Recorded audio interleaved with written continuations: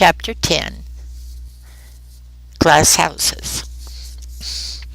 A typed note was stuck on Jace's door with a piece of Scotch tape. It said, M. Door is unlocked. Come on in and sit down. We'll be with you shortly. J. It was certainly very odd of him to have left his door unlocked. He wasn't that sort of man. And this was Washington, D.C. However, his was one of 2 apartments on this floor, sharing the elevator with only 6 others. It wasn't inconceivable to leave the door unlocked. He had probably just stepped out for a moment and had not wanted her hanging around in the hallway where the neighbors could see her. She had spent a week in this apartment. When Carol and the kids had gone to Miami for a vacation, she had felt strange then, walking and living among these other people's things. She had felt like a ghost. There had been terrible traces of them all over. A hair on the wall, a safety pin, a boy's sock under a couch. She had tried to move carefully, not to bump things, so as not to leave any sign of herself.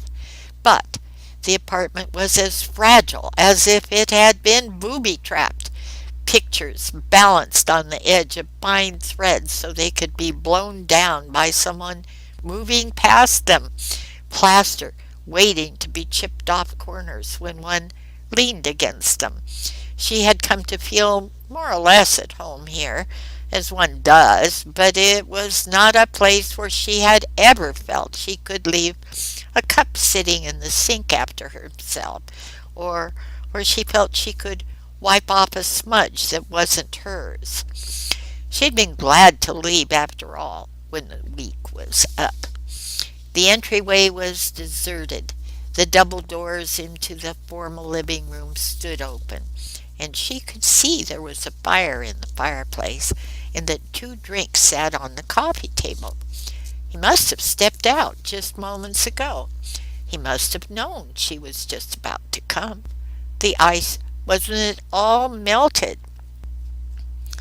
Maybe he'd been watching out the window for her to come up to the building, but the only windows facing onto the street were in the kids' bedrooms, and you had to peer 7 stories down and look for the tops of heads. She'd done that when she waited for him here. Did he do that too? All of a sudden she saw him in another dimension, another Jace she hadn't suspected. She didn't step into the living room, but went past it, into the hallway that led to the kitchen. She wanted a drink of water.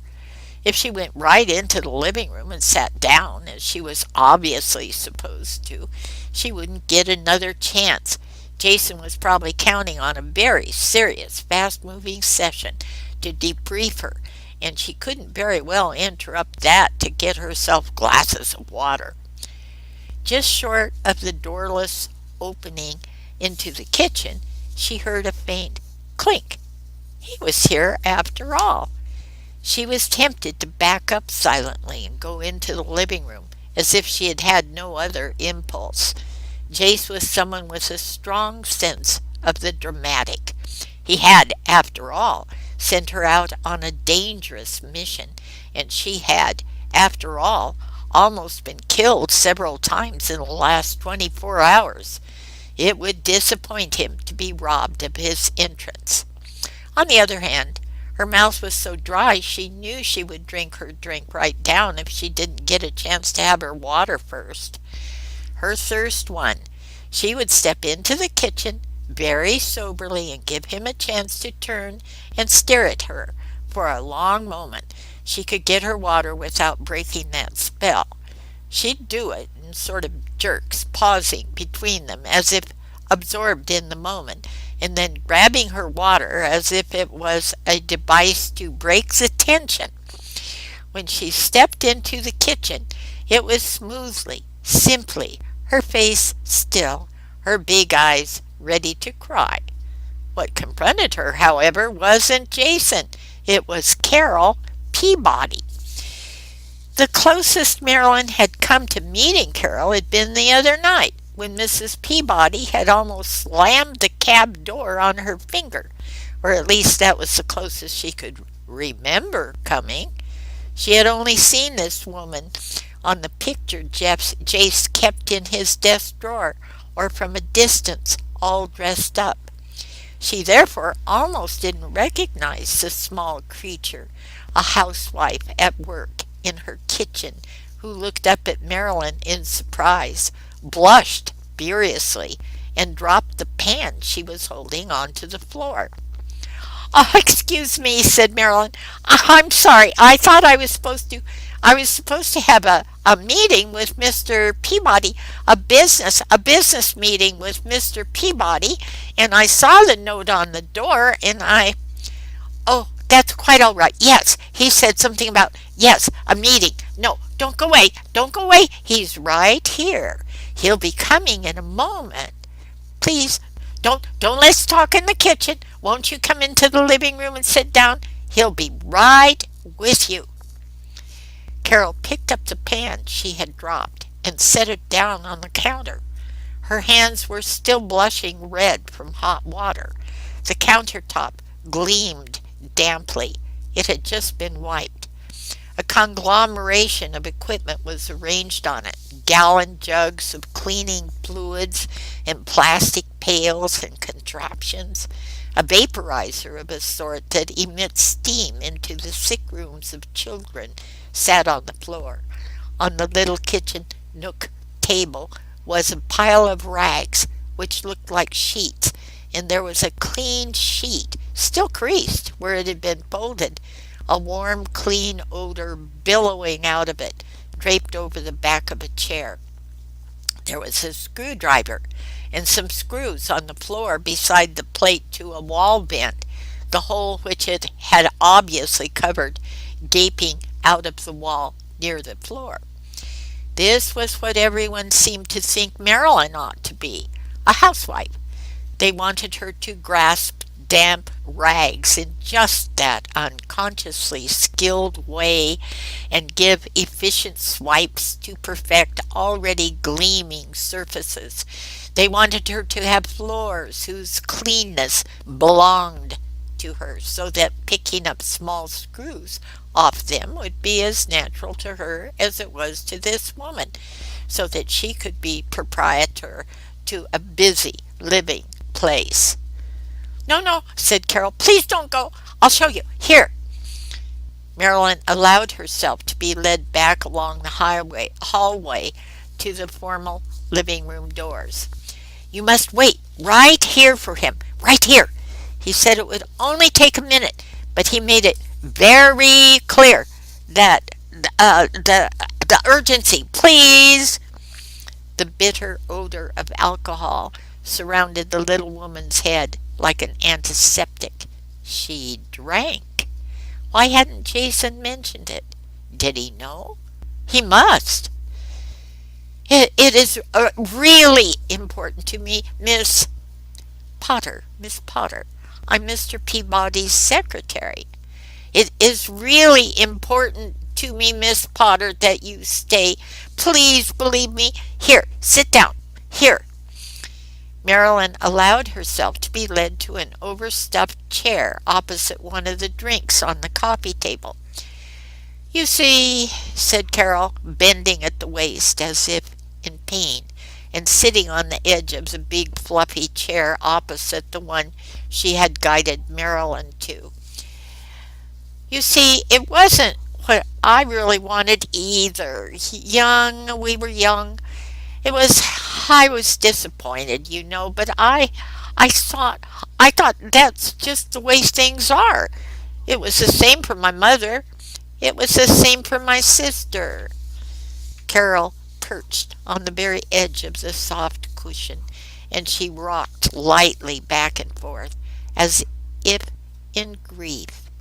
Her arms were clasped across her stomach, and her feet were placed neatly side by side. "I'm sorry, Mrs. Peabody," said Marilyn. I didn't mean to disturb you. I think I'd better be going now." Please.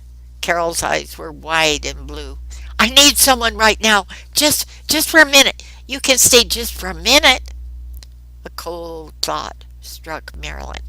What if the message hadn't been from Jason?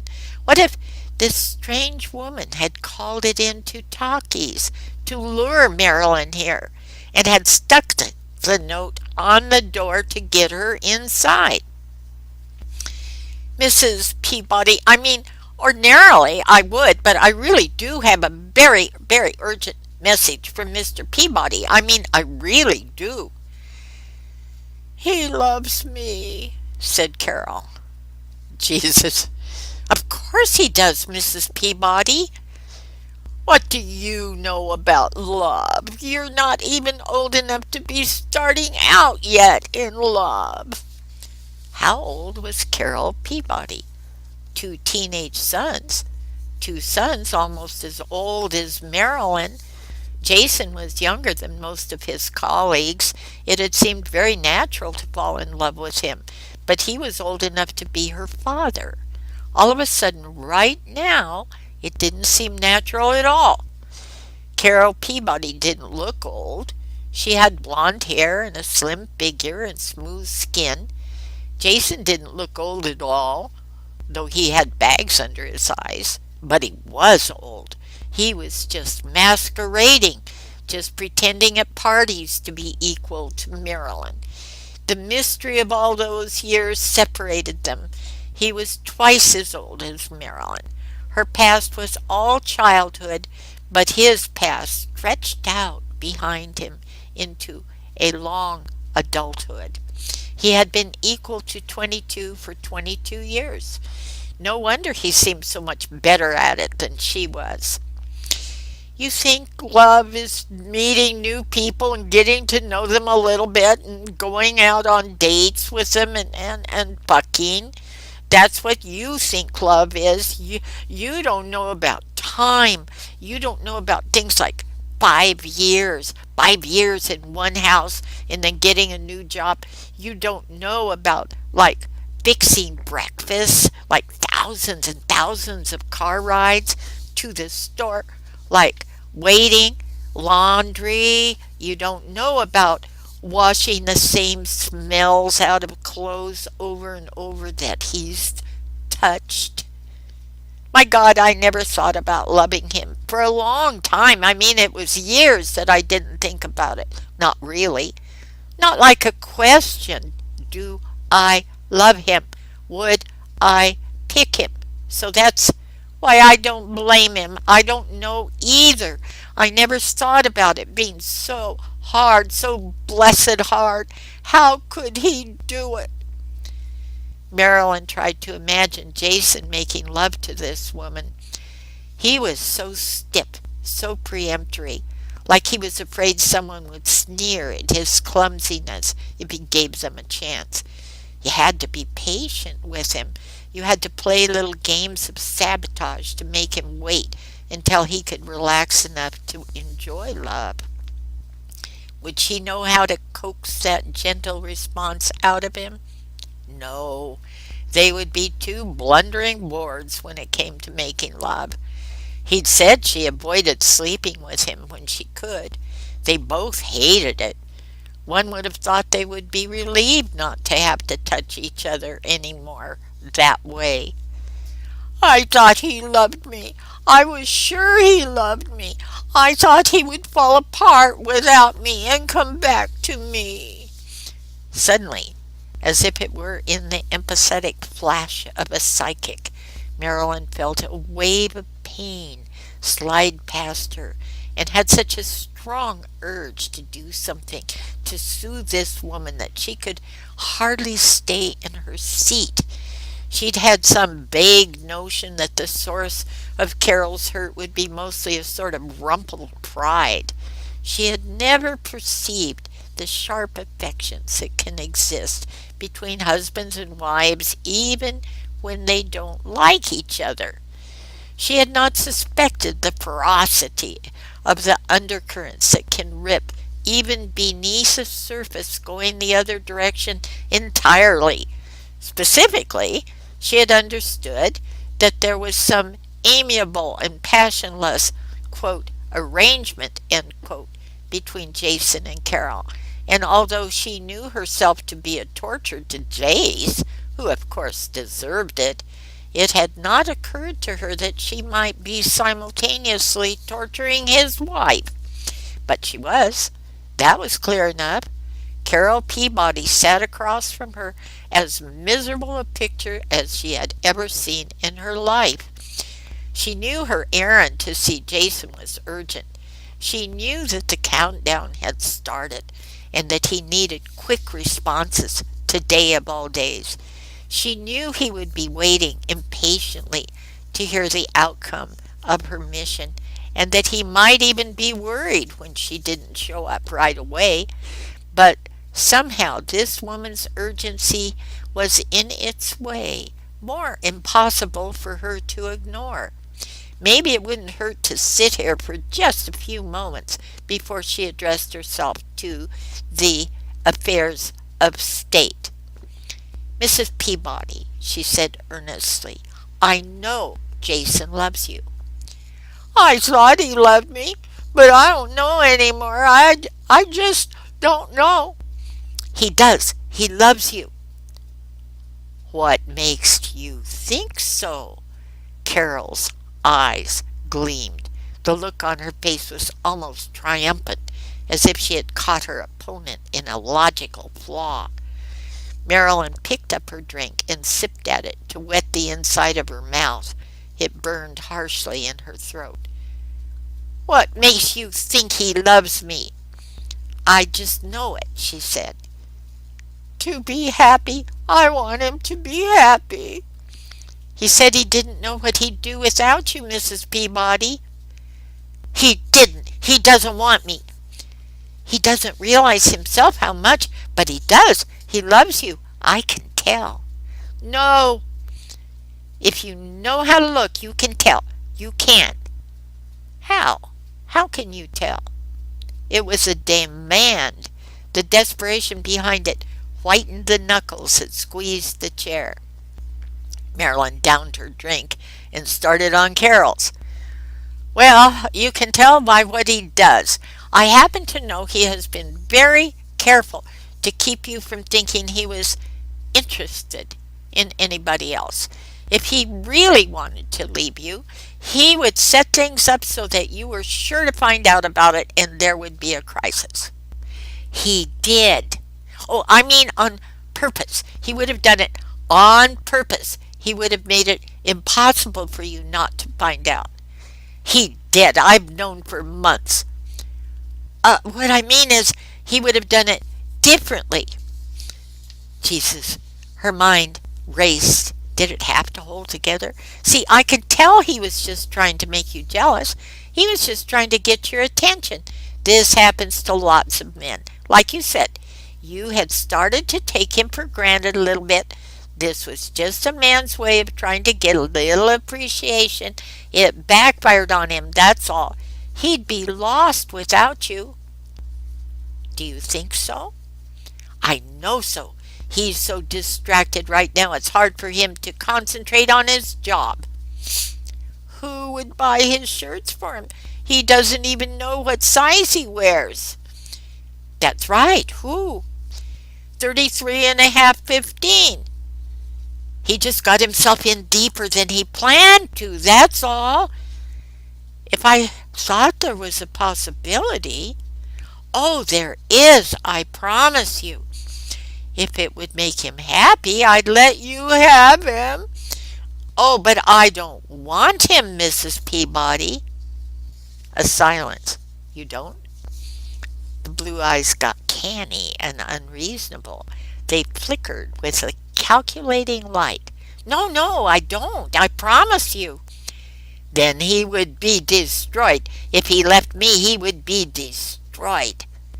Actually, I'm in love with somebody else. I'm not even in love with Jason.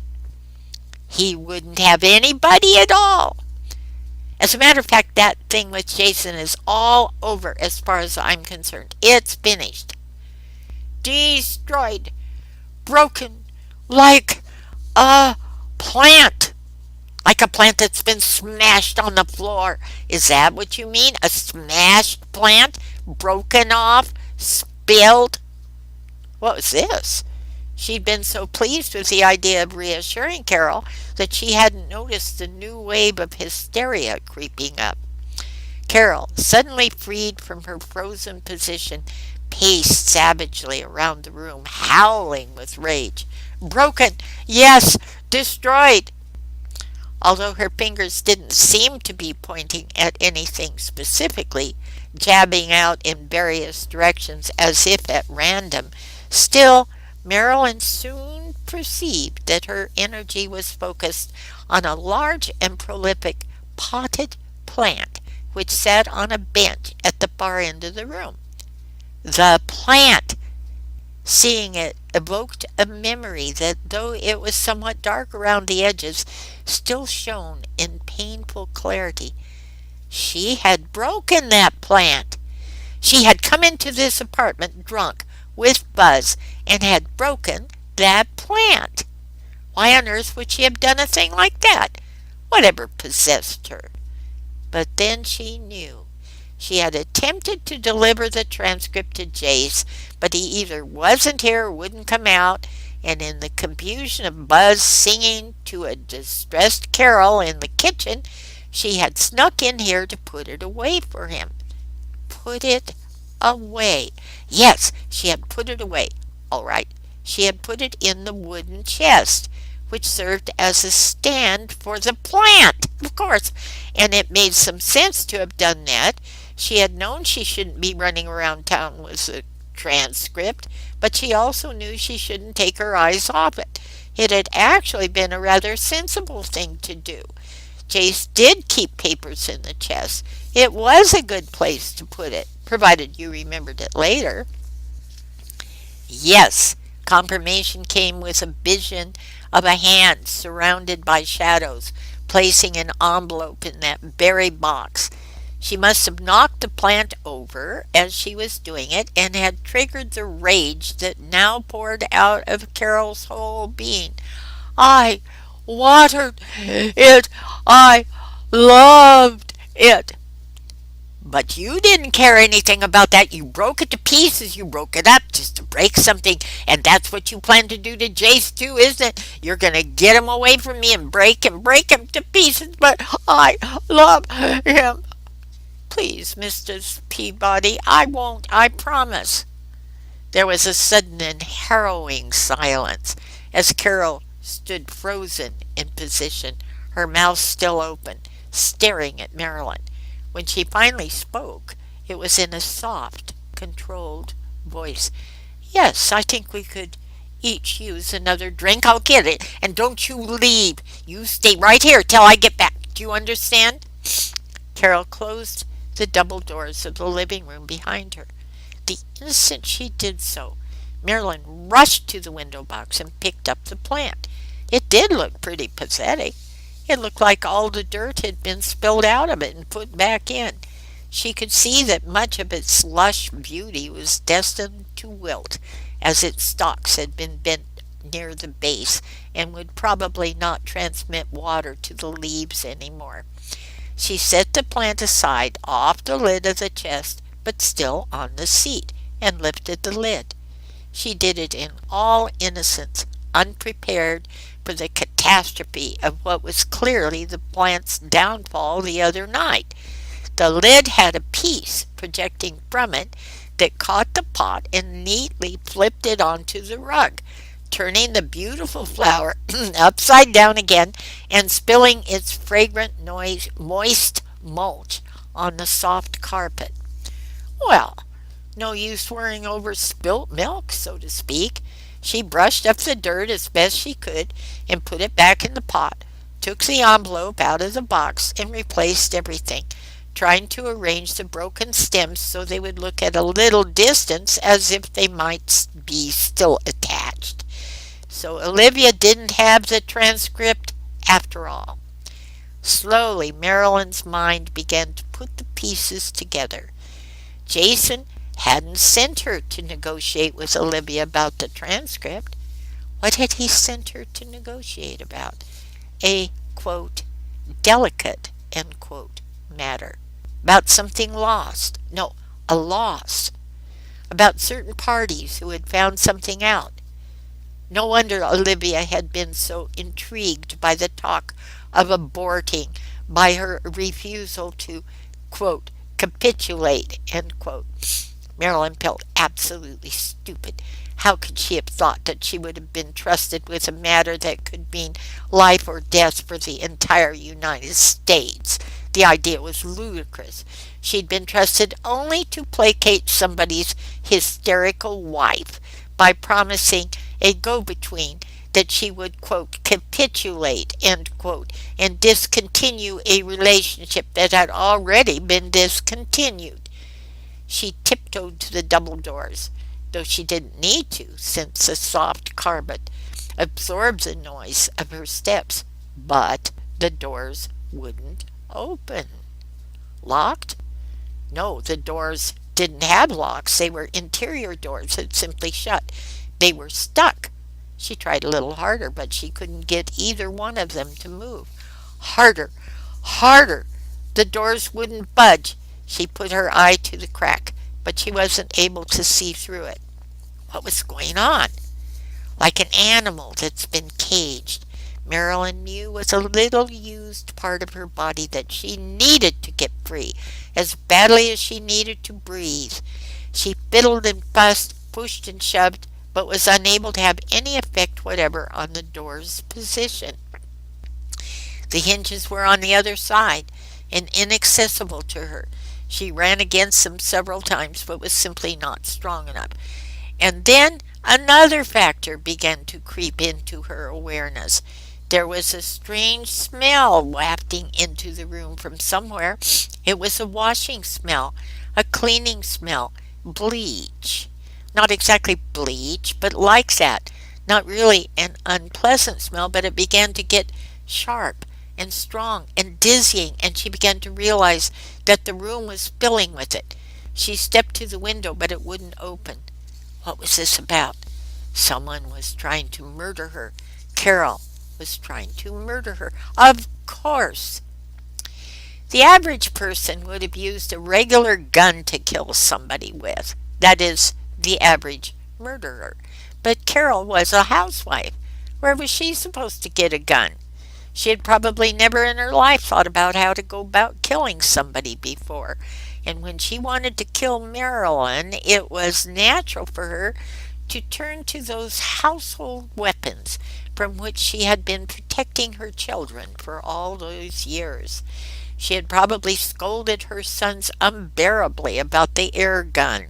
She had probably warned them so many times about how dangerous it was that it didn't seem at all strange to her to use it to murder someone with. Marilyn had come unforgivably to her house the other night and had insulted her and tortured her and committed an atrocity on her plant. In her rage, she had taken the air gun, probably not even knowing if it was powerful enough to hurt anybody really, and had waited outside Marilyn's apartment somewhere for her to come home. Then she had somehow followed Marilyn to the J&J. How? She couldn't have. It would have been impossible for her to follow. But she must have, somehow. Skip that. Just say she had somehow followed Marilyn to the J&J and had knocked on that door, hoping to have it out with her. Then, when she returned after having been frustrated with the safety chain, she chopped the door down with a fire axe she had taken from its convenient cupboard. There were no fingerprints because she had worn gloves. Of course she would wear gloves. Carol was the sort of woman who wouldn't have considered leaving her house without gloves, errant husband or not. And that awful note.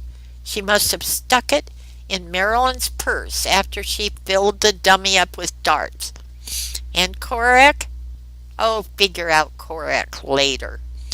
So what had seemed to be a matter of high intrigue had turned out to be a matter of absent-mindedness on the part of a drunk secretary and temporary insanity on the part of a drunk housewife. There'd been no plot. There'd been nothing even remotely political to be afraid of at all. However, danger It was.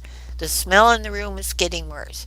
However insane this latest attempt to kill her, it was going to make her awfully sick to her stomach unless she did something fast.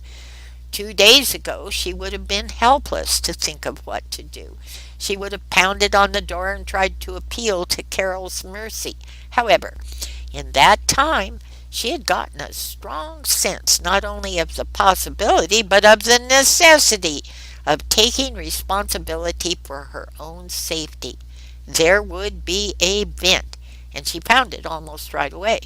She snatched a small throw pillow off the couch and, almost choking from being so close to the fumes, pushed one corner of it into the open hole and quickly stepped away.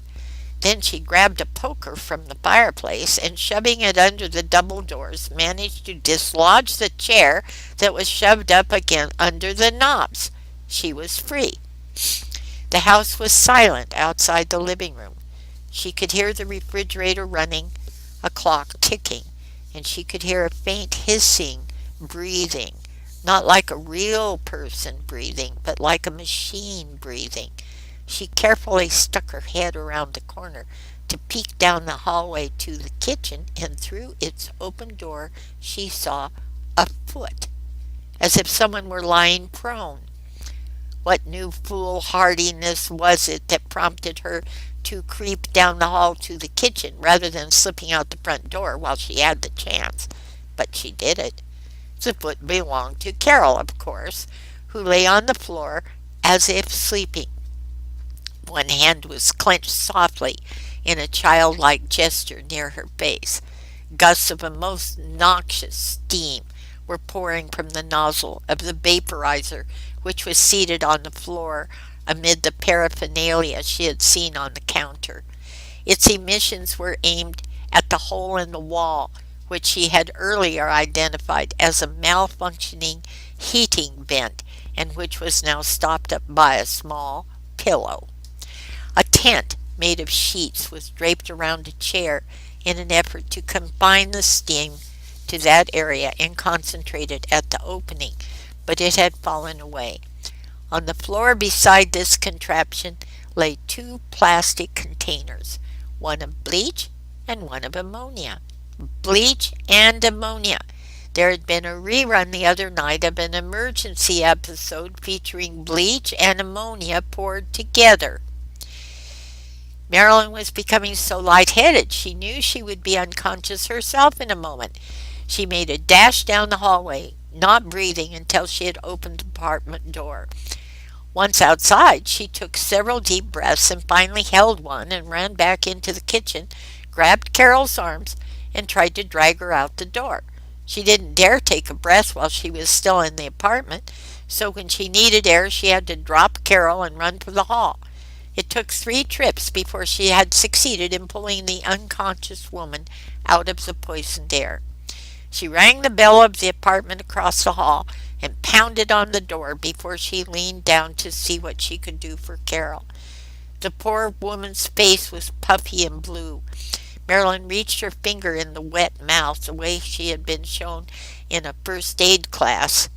The mouth was slick and warm, and pulled to see if she could flatten down the tongue a little way. It was such a personal act. It was like making love, only without the love. She pulled Carol's head around to the right position. The light little body offered her no resistance, and placed her mouth over the other. Don't think about it. Don't withdraw. Doctors can do this without even thinking about it. She blew. Then she removed her mouth and listened at the wet lips for a responding breath. She could hear nothing. She blew again. Like a kiss. The next time she pushed at the frail rib cage to get it to blow out. Jason had done this, a very similar pushing. How did it make him feel? Don't think about it. At last the neighboring door was opened by a 50-ish woman with a Pekingese in her arms. Oh my! Get the paramedics! Marilyn cried. Get the fire department! Each time she put her lips down, She rejected the feel of those others, and each time she listened for a breath, it sounded repulsive to her when it came out. Still, she was involved in this labor the way she might have been in giving birth to a child. The rhythms of her movement were broken, but they were inevitable. She began to understand this work the way she understood typing or making love. As her concentration grew more perfect, she forgot her distaste, her hesitance. Carol's jagged breath smelt like ammonia. She vomited a foul slime onto the carpet in front of the elevator. Marilyn wiped it away from the clammy face and resumed her work, noting the acrid taste of bleach on the woman's skin, but not shrinking from it. When the paramedics came at last, she scooched gratefully back to let them work, but she remained for a moment sitting on the floor. A boy, about 14, with earnest eyes like Jason's and pink cheeks, got out of the elevator. She thought, Kenneth. He didn't seem to recognize his mother on the floor, but stepped around the little group and touched the door to his apartment. Don't go in there, honey, she said, Marilyn. There's poison gas in there. The boy turned and looked at her with eyes that did not seem to understand what she said. That was the way he would look in a classroom.